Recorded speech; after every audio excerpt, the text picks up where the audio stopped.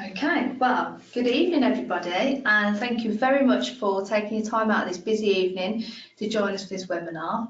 I don't know about anybody else, but up here in York it's pretty rainy and miserable, and there's no place I'd rather be. So for those of you who haven't joined one of our webinars before, my name is Amy Burke and I'm the Skills Manager at AHDB. I'm delighted to bring you tonight's webinar, and our focus this evening is on appraisals and how to effectively communicate during the appraisal system. So we're honoured this evening to be joined by Hazel Priest, Director at Hazel Priest Consultancy, but I'm going to leave Hazel to introduce herself just in a bit. So in the meantime, I'm going to give a bit of context as to why we are doing this webinar. So tonight's webinar is being delivered as part of our campaign to tackle effective communication for business success. This is the start of that campaign, so you'll hear a lot more about the various work we're going to be doing within the skills team on effective communications, and I'll update everybody at the end about what more you can find out about. So we're going to be guiding people through the tools that we've got on the website available, and also looking at continuous opportunities to communicate within your business, but also within your personal life, understanding yourself and how you like to communicate and how your team does. So this is a common challenge in the industry. I think with staff retention and the added pressure of shortage in skills and labour, it's more important than ever to focus on your biggest asset, this being your staff. So communication is key for identifying the team's challenges, but equally it's a good opportunity to praise performance, and as I said before, it's all about that staff retention and identifying ways to motivate your team. So with this evening we're going to talk about a couple of tools that we've got, and they will all be made available after tonight's webinar, and we'll help structure how we can communicate during one of these tools, which is appraisals. Okay. So just a bit of housekeeping, more slides from me for a handover. Tonight we've got a total of 113 people registered, so I think that shows the popularity of this topic. You will all be muted during the webinar just to avoid any interruptions. However, if you've got any questions, there is a question box which should be on your panel on the right hand side of your screen. Equally, if there's any technical issues, if you lose the sound, then please use this box to query those. We will be asking the question as we go along, so as they pop up, I'll pose the questions to Hazel and we'll get through those. We will also have an opportunity at the end to ask the questions, so feel free to ask them as we go along. We will aim to finish within the hour, slightly before or just exactly an hour. All the content is recorded though, so you'll be able to revisit this topic after this evening. We would like to thank our digital manager Luke, who is in the background frantically working to make sure everything goes to plan, and hopefully myself and Hazel don't cause any disruptions. So thank you, Luke. But as we say, if we do find any technical issues, just bear with, and Luke will do his best to get it back on track. Okay, so over to some introductions. So there we go, just putting a face to a name. That's myself on the left hand side, Amy Burke. So my role really is working with the agricultural and horticultural businesses to identify and target gaps within skills, helping develop sort of a strategic approach to people management, looking at leadership, personal development. I've worked in the agriculture sector for about 10 years, with a main focus on business improvement directly with farmers.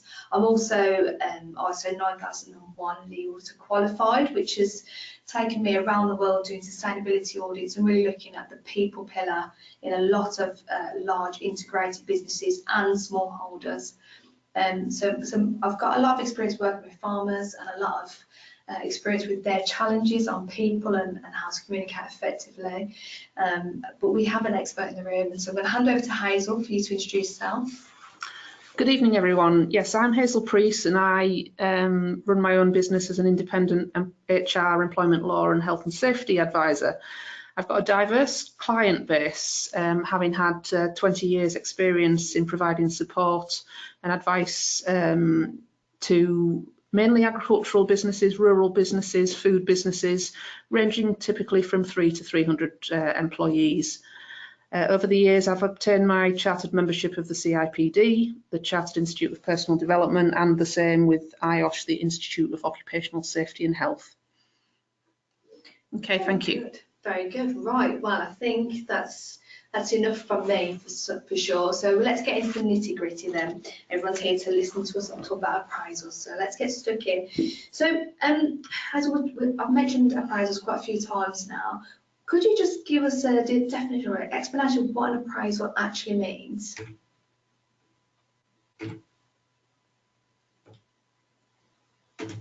Okay, there we are. Sorry. So what are appraisals? They're a formal method of assessing an employee's performance. Now, the key here is performance. You want your business to perform, but equally the people that you employ and utilise on site can add value to the business through their peak performance. You're also homing in on their development needs, what they need to get better for their own development as well as for your development. You're looking for an honest evaluation of their contribution to the business. It's really a day-to-day activities can be very snapshot, and you might not get to the root of some people's motivations, some people's development needs. You can use the opportunity to have a two-way conversation and ask them how they feel about their performance. It's not only one way, it should be a two-way business to get the best out of the business, sorry. And you've got the opportunity to set future performance targets and plan on both sides how you can achieve these. So it's a really useful tool. And we say it's a formal method, but it can be as formal as you want it to be to fit with your business. Okay, thank you. That does sound like a lot of work. So why would anybody want to do this? What are the actual benefits? Okay, well, as you can imagine, everybody learns and everybody's motivated in different ways, like we've said. So it's got the potential to increase commitment and increase enjoyment and engagement with the role. It can highlight and allow you to plan any training and development needs that are fit for the business. And it allows you to look at past, present and future performance, so you can tie them into the business performance. It allows you to give objective feedback as well, and it's a valuable way that people learn and can move forward. And for the employer, it can improve, and I've seen it happen, improve business-wide performance. It can help with succession planning. It can put a tick in the box from the line manager's point of view. It really build on that relationship when you have that one-to-one conversation. Sometimes it'll allow you to just discuss things that haven't gone well in the past and learn from those and put them aside to be able to move forward. So it's a really valuable tool to get to grips with the strengths and weaknesses of the employee that you're spending your money on. Yeah, and I think that's probably quite a key point, isn't it? That you are spending money to have that labour in your business, and I guess you can't really force them to work any harder than what they can. The best form to get the most out of your labour is to understand what's motivating them, how they perform, and that's, I guess, where you see an increase in productivity. We spoke with a farmer this week who said, the benefits of an appraisal is that you get that time with the employee, and it's quite important to sit down and have that. You're both on board. It's a win-win situation. You both want the best out of each other, don't you? Really? Yeah. And so it's that opportune moment for that two-way communication. Like we've said a couple of times, it's that two-way communication. It's not just the employer. Yeah, exactly. Good. A real benefit. Good. So we've covered kind of what we mean by an appraisal, and we've gone through the benefits. But what is actually involved in an appraisal? Okay, so there's many different types of appraisals, and you can fit the one that suits your business the best. So I've summarised here 4 different types.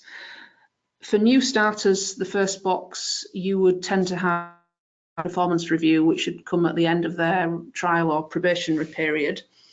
However, if for existing employees, it would be best practice in the industry if you had an annual performance appraisal, so an annual meeting with them to look at their performance. And then you'd agree some managed performance targets, which the template that we'll talk about later shows you. The next two are based on skills. So again, we've got templates for all of these.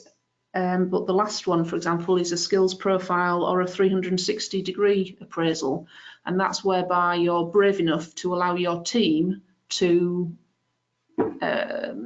appraise you, the manager.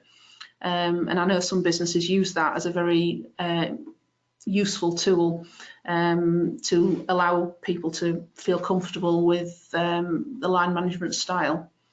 Yeah. And as we described in the previous slide about those benefits, is if you have that opportunity where you get the 360 feedback, you're able to identify challenges in the business that you probably wasn't quite aware of. This is the opportunity. Yeah, and of course this is all the time. I'm sure all businesses are continually having discussions, conversations with people, and that's what's going to be happening in the background. However, the difference is that this appraisal tool is the next level up. It is benefiting and it gives the opportunity for a one-to-one discussion. Okay, so we've just got a question come through. We've got somebody's asked, how long should an appraisal be? I guess that probably might be a time question. So there's no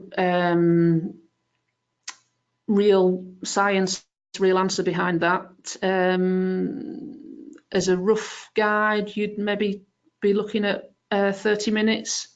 Nothing in the appraisal meeting should be a surprise, so it's not as if you're going to be pushed left, right and centre with away from the actual core performance targets. It shouldn't be a case that you sit down once a year and tell somebody what they haven't been achieving very well, because that would be remiss of you not to have discussed it earlier. Okay, and then just for the 3-month performance review, there's a question come through that asks, what are the sorts of questions in this? Because I guess if someone says a performance review, as an employee myself, I'd get a bit scared with that term, and I'd think, oh, is this a chance for my boss to sack me? So what would that specifically cover? Yeah, well, it'd be a mini appraisal where you're looking at their past performance over the 3 months, their training and development needs as a relative new starter, and it could technically be a review to confirm the end of the successful completion of their probationary period. It could be a combination of all of those things.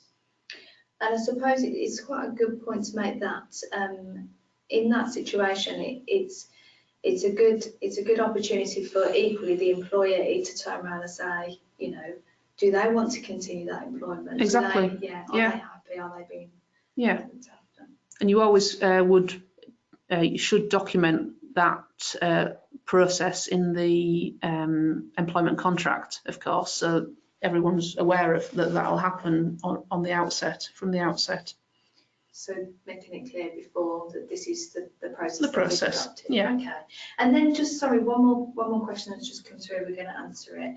At what point do you do an appraisal? So I know for myself in HTB we have an annual appraisal, but we have bi-monthly reviews. Yeah. It would be normal to have a performance appraisal once a year. You would be wise to do it just before your salary review process. Not that the two are linked, but it's logical to have the performance appraisal before you award or even review people's pay packages. Was that the question? When would you do it? Yeah, when. Yeah.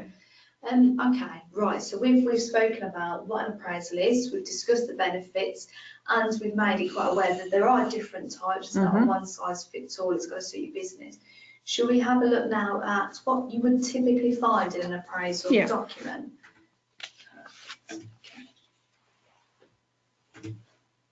Me and technology aren't working on. Okay, here we are. So I guess that it would be quite good to raise now that this is the template that will be available to all the delegates. Hazel's helped us with.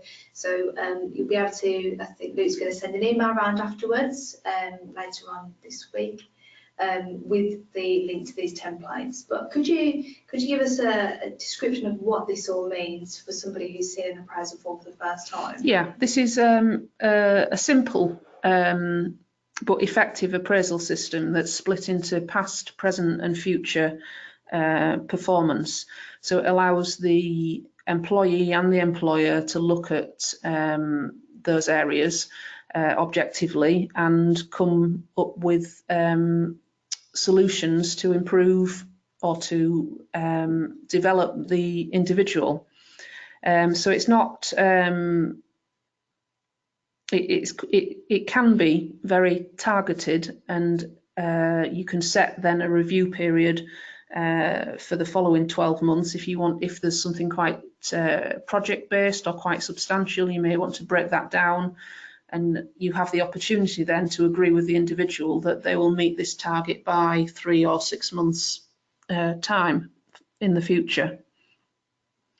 Okay, so what's included in this? If we could talk through some of those questions, maybe what you'd expect to see or expect to have that kind of discussion. Yeah, so you're looking at what have you had any problems? I think one of the questions is in the last say 12 months. So if anything comes up there, you'd listen to the responses and come up with some solutions and agreement as to how things can be improved for the future. You would want to agree with some key achievements that the individual has completed. You would be asking any training that they needed and was relevant to the role. Okay, so we just had a question come through in relation to the training. How do you be realistic with that? So say, for example, if somebody wants quite an expensive set of training, but it's not necessarily related to the job, but how do you manage that? Yeah, well, it's very definitely got to fit with your business. Just because they pick X course off the shelf, it doesn't mean to say that either that type of course or that type of qualification fits with your business. So you might want to have different levels of your business and attach training requirements to those jobs, or the minimum training requirement. Some people, obviously depends on the skills needed in the job role. Yeah, and we did some work previously on one of our other webinars. We talked about training in a webinar. We talked about having a skills matrix. Yeah. So at the start, even before an appraisal, you're making your employee aware of these are skills required, these are competencies, and so you can link that in with your appraisal. Yeah. Okay. Yeah. And I see that sort of thing going into contracts of employment these days, whereby businesses at that stage, when they take somebody on, make an agreement between the two sides that they have these qualifications and they will maintain them because they are essential to the job. And I guess the more clear you are about things like that, the use that communication processes. Okay, so we've got a question come through. So is it realistic to bring an appraisal system, sorry, just scroll down, in for someone that has been working for the business for 30 plus years? That's a good question, isn't it? Yeah, we do. I do see that quite a lot. And I have known it where employees have said, they want to opt out of the appraisal system. They see it to be of no benefit to them. It's really your call as to how you manage that internally to make it fair for everybody. You may want to still be seen to have that chat with the person with that length of service, but it's a different type of conversation. there is a question on that form that talks about health. I think I've worded it something like, are you in good physical and mental health at the moment? So that gives you, the employer, the you're entitled to ask that question, and it just allows the employee to respond if there is anything that they haven't already made you aware of. Of course, you've got a duty of care to your employees, and there are, without stepping over the line, there are certain things that they should make you aware of. If, of course, something comes up that you don't feel comfortable with, then that's the point where you can seek further advice. Okay, so is there is that kind of a legal obligation to ask that question? No, it's not. In my experience, having dealt with sickness absence, long-term sickness absence, and capability and disciplinary type issues in the industry, then knowing people's health is recently as well is a really good thing to know. Sometimes, for example, people may answer that question, but then lo and behold, they later try to construe that they have an ailment. So it's a good record to have on file, basically. Yeah. Okay. Well, thank you very much for that. So that's the main structure of an appraisal. As we say, it's about getting the right system to suit your business. So yes. if you have people in the business who have been there for a long time, you probably have that informal chat, and it's a record keeping process. Yeah. Whereas if you've got some new people joining your business, you might want to be a bit more structured. Yeah. Okay. And we also described about the different styles and the different forms, and it's all about finding a way that suits your business. As I said right at the start, this is a simple 2-page, but you could have a very more detailed one as well. Yeah. Okay, so from what I can see here, Hazel, it's a real simple structure. You just turn up and have a conversation. Is it as simple as that? It would be better if there's a little bit of preparation involved to get the best out of the process. And again, there'll be a checklist that'll be made available that you can look through on the process and setting the performance targets. So you're looking at being honest and unbiased in any appraisal process. You're looking at praising and being critical, but critical in a fair way when they could have done better. You're looking at building on both parties' strengths. So things like elementary things like booking a meeting, booking in a room, making the employee aware of the performance appraisal before they're just asked to come into the room. Speaking to other relevant managers if they have some connection with the employee.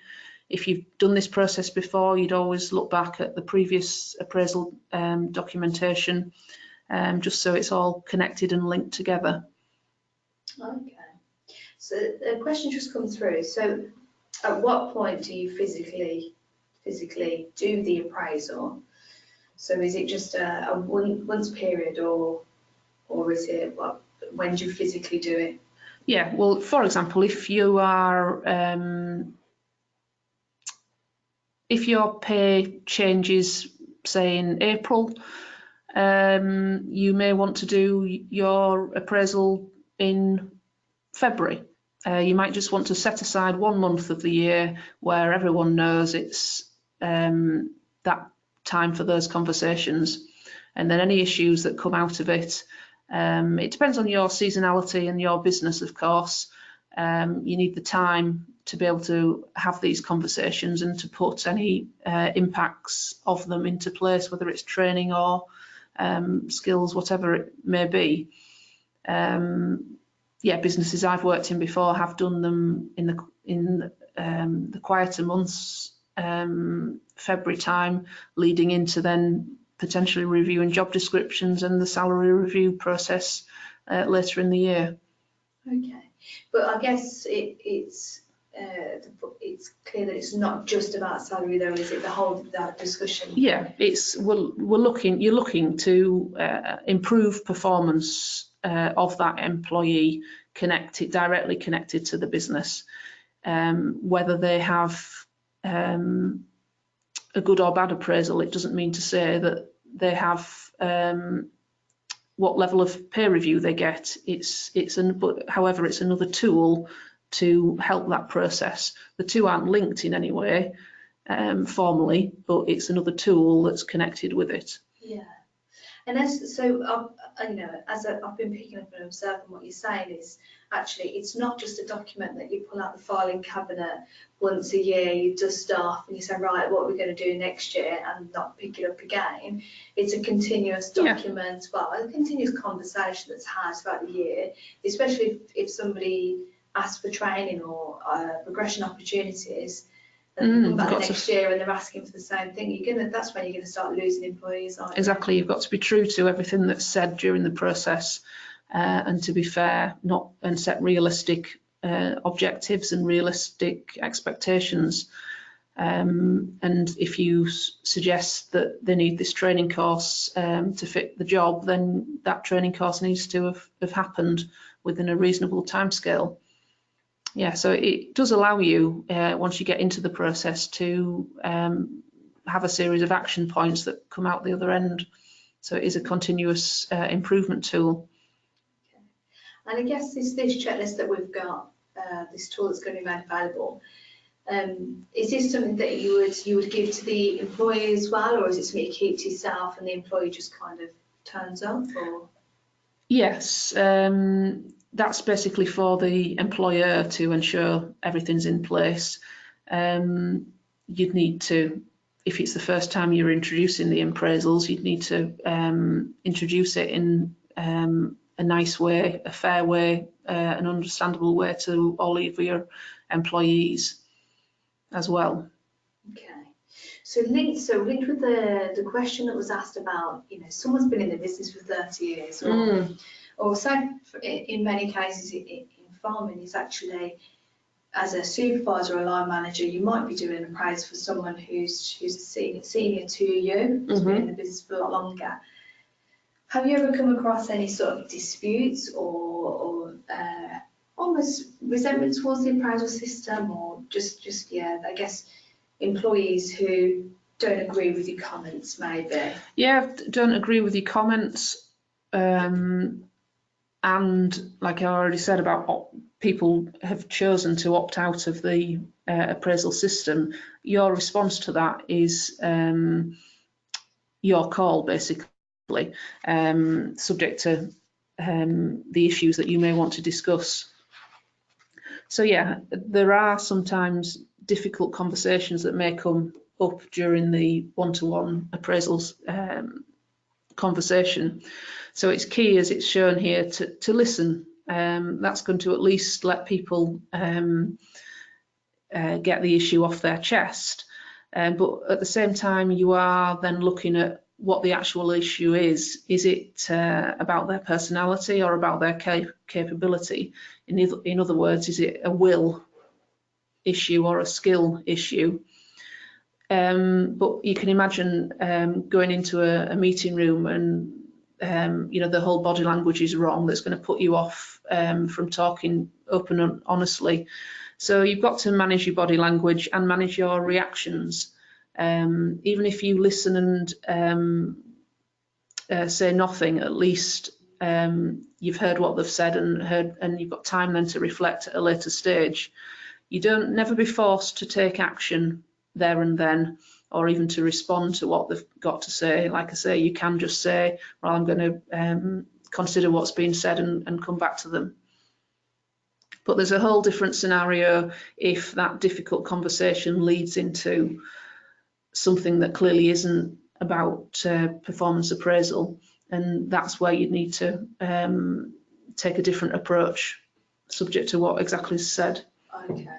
So if, for example, if somebody is completely disagreeing with you and maybe they've just got the bad attitude, potentially maybe even maybe gets verbally abusive or something. Yeah. Is that way, at that point you say, right, I'm going to take this to a different level? Yeah, it would be best in that situation to bring that conversation to an end. It would be called a heated discussion then, and that's not wise in the employment world. So bring that conversation to an end, either ask them to leave the room, or you leave the room and just come back to it, or come back to it at a later time.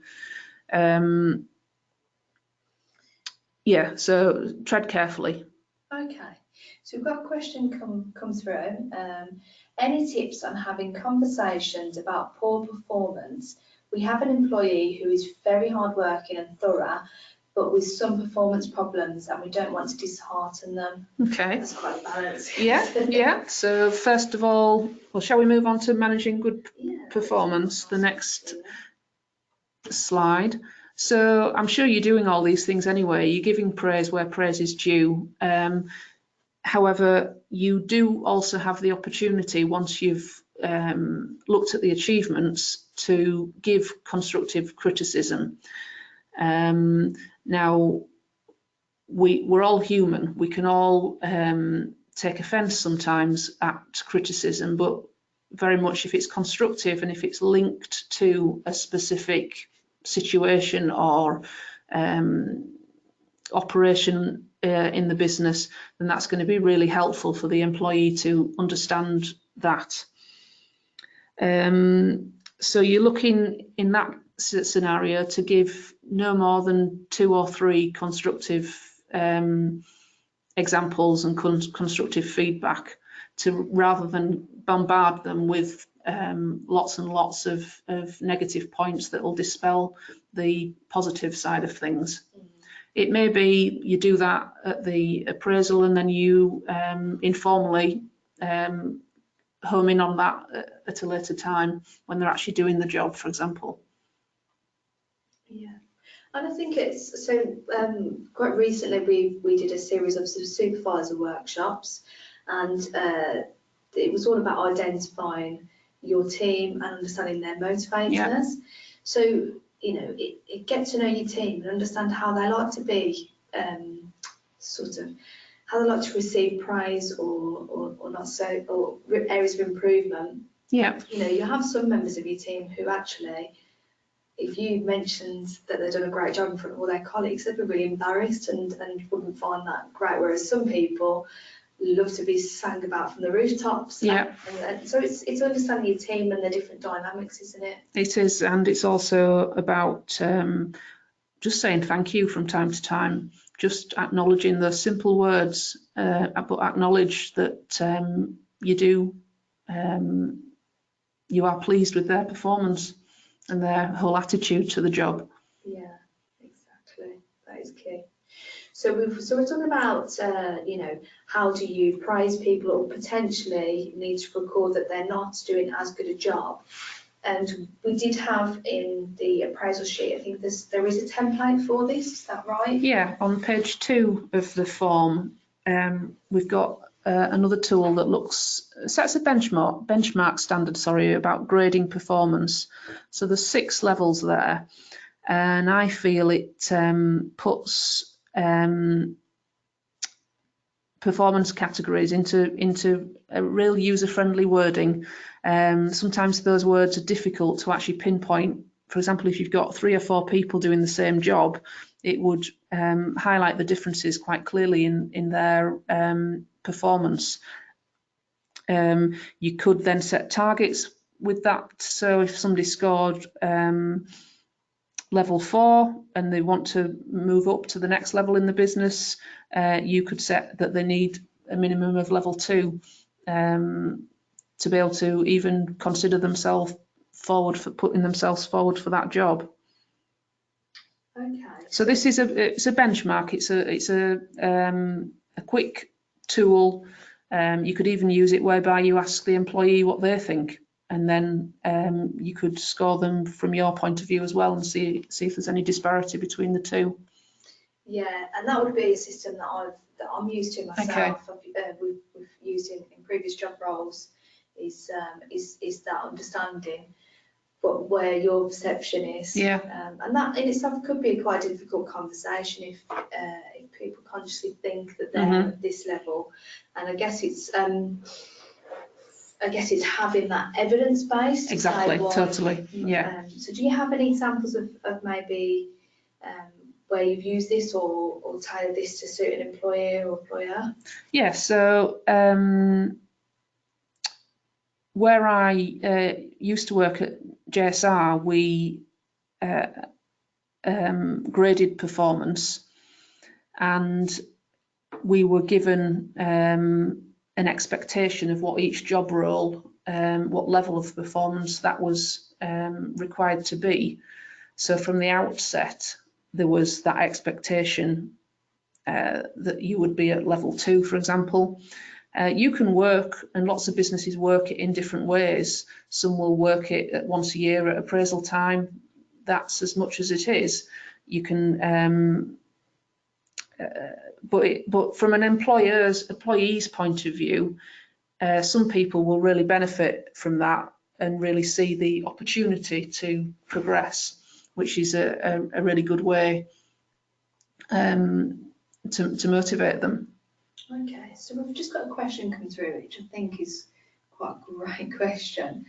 Would you carry out appraisals on self-employed workers to help improve performance? Well, there's a whole different debate. Are they self-employed employees or workers? That's a whole different topic.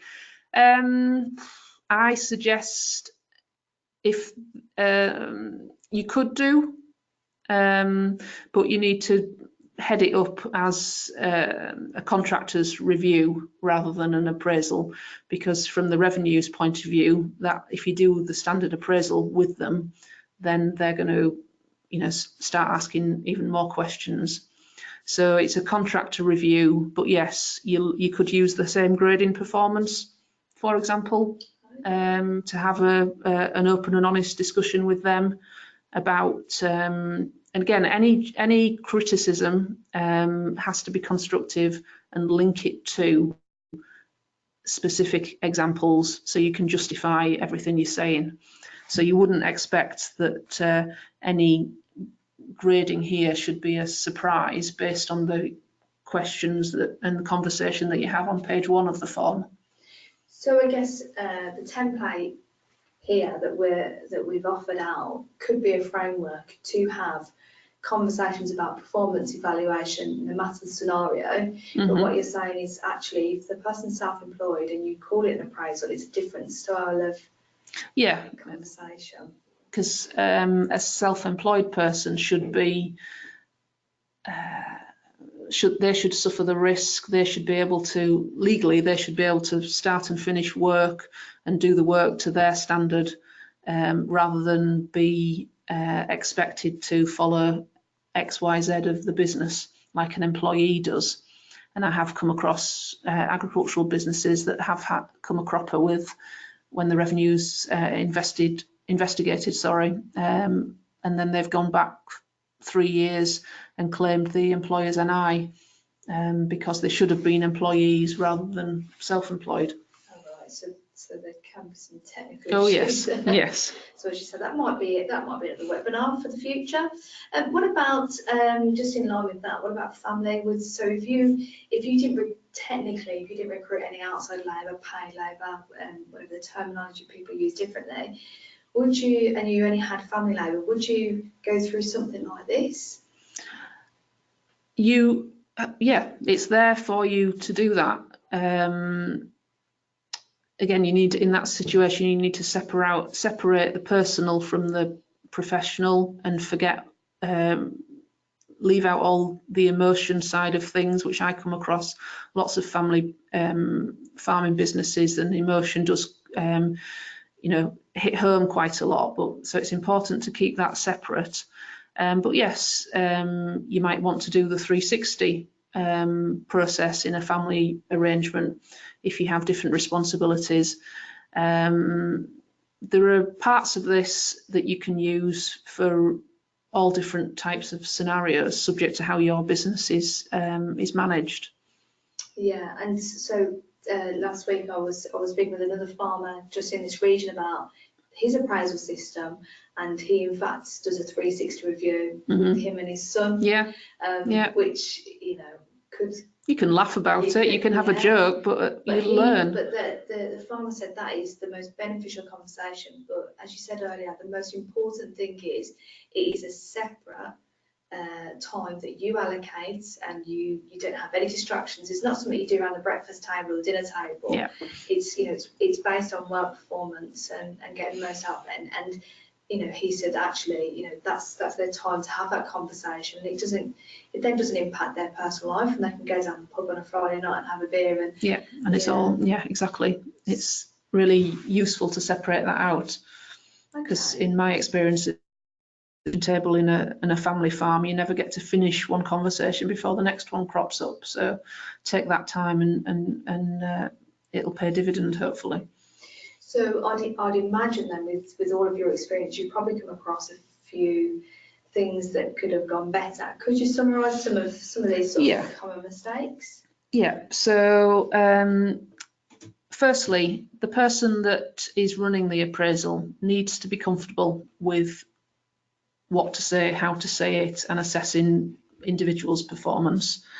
It's not everybody's cup of tea, I appreciate that, but just check that before you ask a manager to do the appraisal process. And we're looking, so avoid it being last minute. Like we've already said, give the employee some prior warning that this will be happening in the business, and like I say, if you set a month of the year aside, then there's no qualms in everyone being aware of that. As you can imagine, if it's new, or even if it's once a year, it might be quite daunting for the employee to come and have a chat with the boss. So put them at ease. Body language and what you say and how you say it is really important. Avoid making promises that can't be kept. So if you say you're going to put them on a ATV training course, for example, then ensure that happens, and ensure your actions after the appraisal fit with what's been said and what you write on the form. Because again, I've come across situations where a situation crops up a few months after the appraisal, and we look back on the appraisal for evidence of that weak issue or that performance target that's needed, and there's nothing there, so the two don't tie up. So you've got to be quite brave in some respects to discuss things that are performance weaknesses. Yep, so you're looking to monitor and manage performance targets to get the best out of this. So it's not a once a year process, it is a continuous process. You can drill down from your business performance targets right down to individual skill levels, which will be a real benefit. And then it's not a closed door. You are supporting staff day to day in meeting their targets. It's not a situation where you're setting them up. You are genuinely supporting them and fulfilling your duty of care towards them. I think probably one of the really key themes that's come out of what you've just described is actually it's really, really important to have the right person doing the appraisal. And I'm sure a lot of people who are listening in now could probably think about a not a particularly great manager who would sit there and do an appraisal, and you'd come away feeling worse than what you did going in. Potentially. So the right person is quite crucial. It's really quite crucial. I've come across lots of different types of managers, and you instantly sometimes get a good vibe and sometimes you don't. The whole appraisal process is so key to come out of it in a positive way, even if it's performance improvement that's needed. So the person that's doing that is quite crucial. Sometimes people talk more freely to independent people. I'm hearing that more and more from businesses, that speaking to like I say, an independent person, whether it's another line manager rather than their direct line manager, for example, is helpful.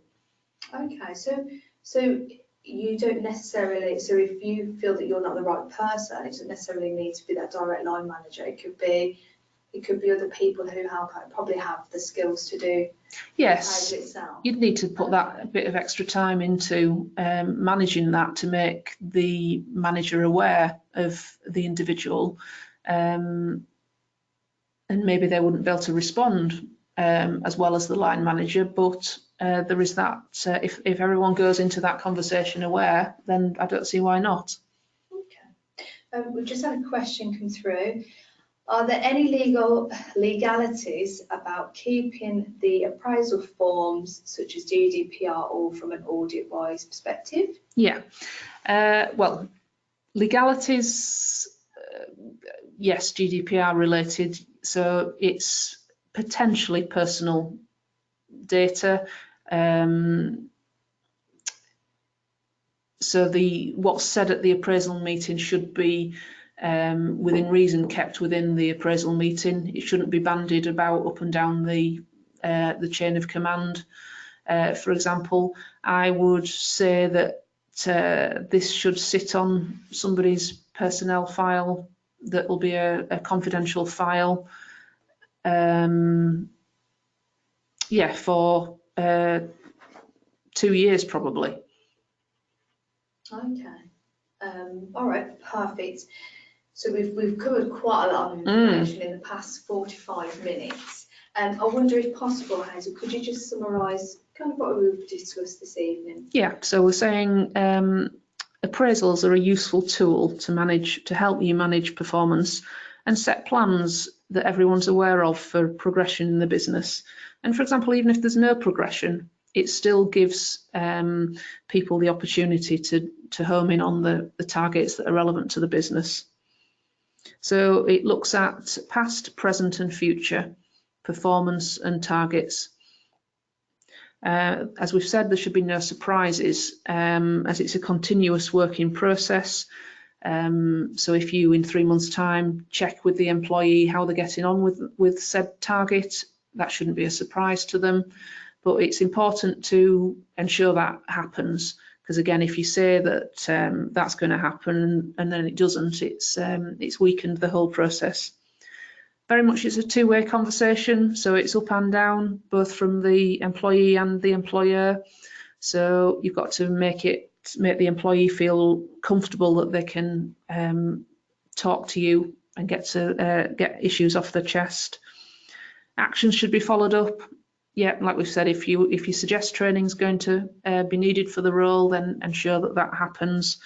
If you suggest that a target needs to be or a project group or an action plan needs to happen, then set that up.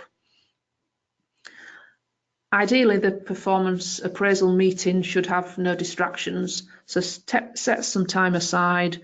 It is a nice thing not to have any distractions, phones, calls, etc.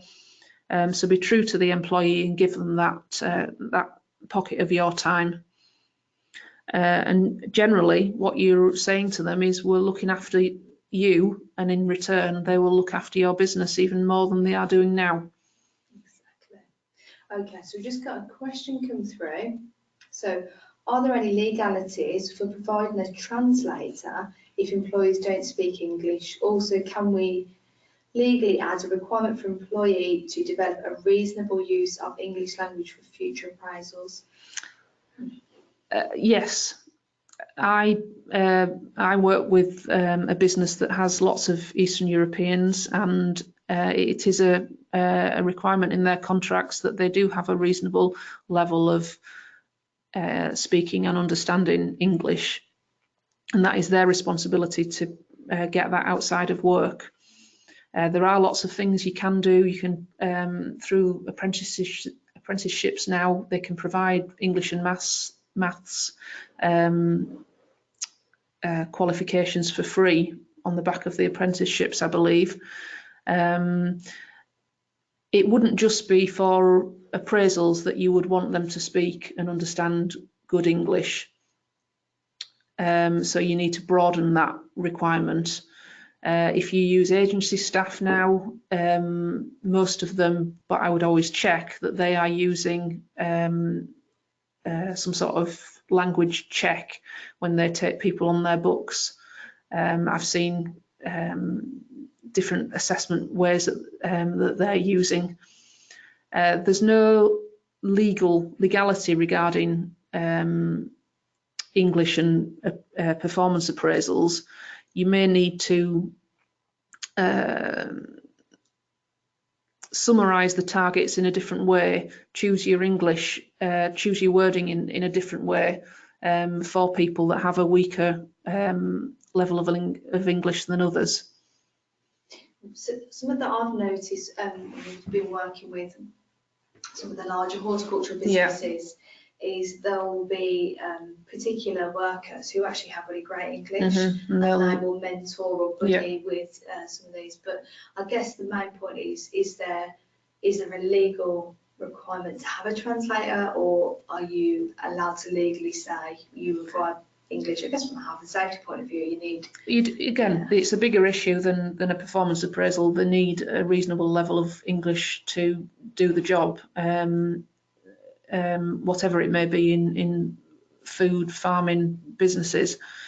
So there's no legal requirement from a performance appraisal, but there is different ways of doing it, whether it's pictures as well as words, whether it's a formal translator, Google Translate, or a mentor buddy system. Okay, thank you very much. Right. Okay, so thank you very much, Hazel. So what we're going to do now is we're going to give the opportunity for any of the questions that haven't been answered to come through. So while I'm waiting for the questions to come through, I'd like to remind you that the presentations, this has all been recorded, this webinar, and it will be available on our AHGB YouTube channel, where you'll find all of the webinars that we've been working on. So these all relate to skills, business improvement and training. We've also got some tools and templates that will be available on our skills web page, and you'll get an email from us with the details of that following this webinar.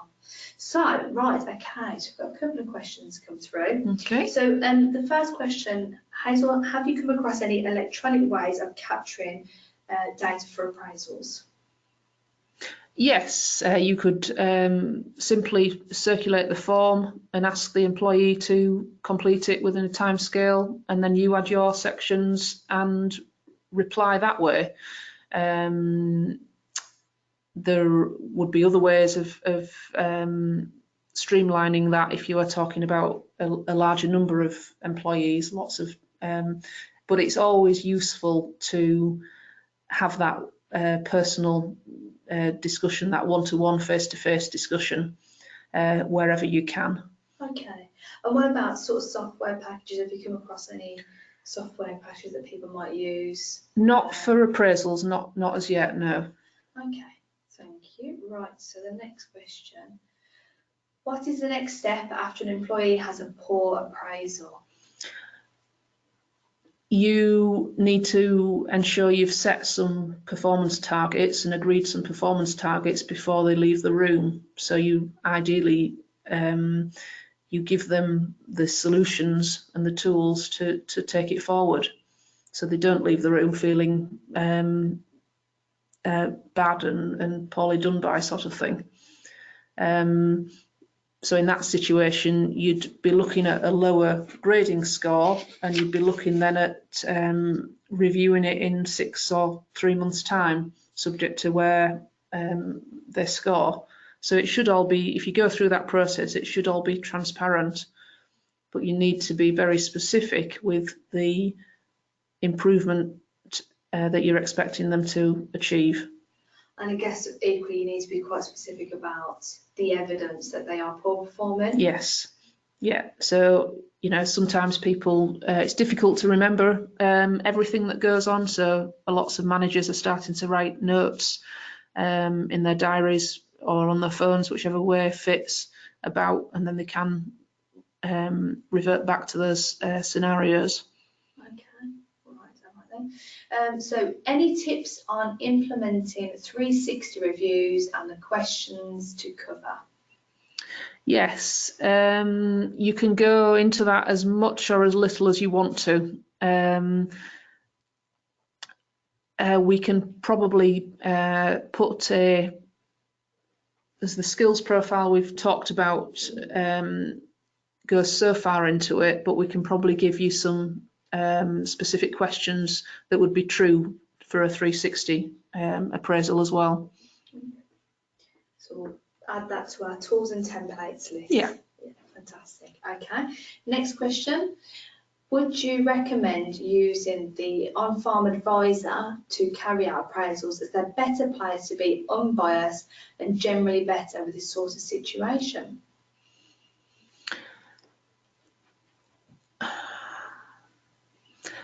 Potentially, yes. You know the people involved. You know your advisor. The difficulty would come if they couldn't respond to the individual issues that the employee raises. They could sit with you, or they could, if you were happy, do it on their own in a one-to-one scenario. So yes, there's definite options out there if you feel in any way you are don't have the skills or the time to do this. Yeah. Okay. Right, so we're going to ask one more question before we run out of time, but if anybody has any further questions following on from this, then you feel free to get in contact with ourselves by the AHGB, the web link there. So how should targets set in an appraisal be followed up in between appraisals? That's a good question. So you're looking at setting smart targets that would be realistic and measurable and with a time scale. So that's what you do in the appraisal process. You need to really home in on whether it's something that's really fits with their job role. So if there's a stock person that's relevant to them, or if they're a sprayman, it's relevant to them, or if they're a supervisor, it's relevant to them. And you can encompass all different range, whether it's health and safety targets or financial targets or quantities, tons per hectare or hectares worked or whatever it, really honing on the specifics there. And I guess, like you say, it's relevant to the action itself. So if the action is short term and simple, yeah, you maybe follow up within a relative time. So if that individual wants to go in and do a course on how to use social media, that might be short term and you just follow it up afterwards. Whereas if it's that individual wants to progress into a supervisor role, then you would set in, 3-month reviews to have a conversation to see how that individual's. Yeah, it depends on the timescale when they want to achieve that. So 3 or 6 month reviews. I think in that situation you'd be looking for when they get to that level, what's the expectation of them, and try and break that down. But again, there's I do lots of work with businesses helping them develop that. Okay, fantastic. Right, so we're going to finish there because I'm sure everybody's ready for EastEnders to start. A big thank you everyone for listening. We've had a really great turnout and some fantastic questions have come through. I really appreciate you getting involved with that. So keep an eye out on the AHGB website for future webinars. As I said, this is part of a campaign about effective communications. So please sign up to our newsletters and sign up to our alerts about any events. Thank you very much, Hazel. You're welcome. We've really appreciated your information this evening. Thanks to Luke in the digital office for taking his time out this evening. And fingers crossed from what we can hear, there's been no technical difficulties. So thanks very much for that. The recording of the webinar is going to be available and we will send information about this. Anybody who has any further questions from this evening, please do get in touch. And thank you again for everybody who's got involved. Good evening. Thank you.